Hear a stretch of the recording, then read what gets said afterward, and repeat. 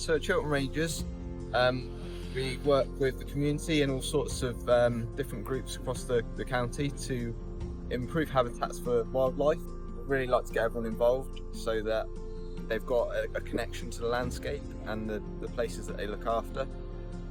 We work all over Buckinghamshire and beyond.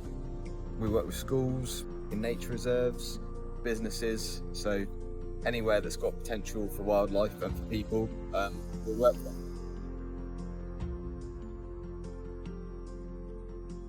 What we're doing here is we're trying to make not a mini meadow, it's actually quite a substantial area, and kind of get that better for wildflowers, which in turn support more invertebrates, and then hopefully that will encourage more other wildlife like birds and bats as well that feed on the invertebrates.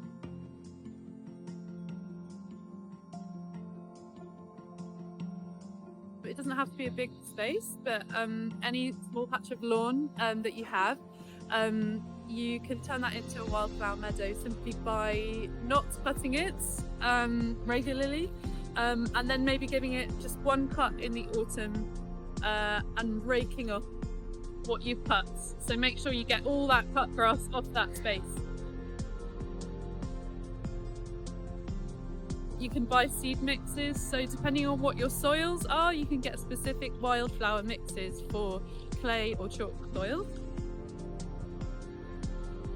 Don't burn or throw away or send to the council all those woody clippings.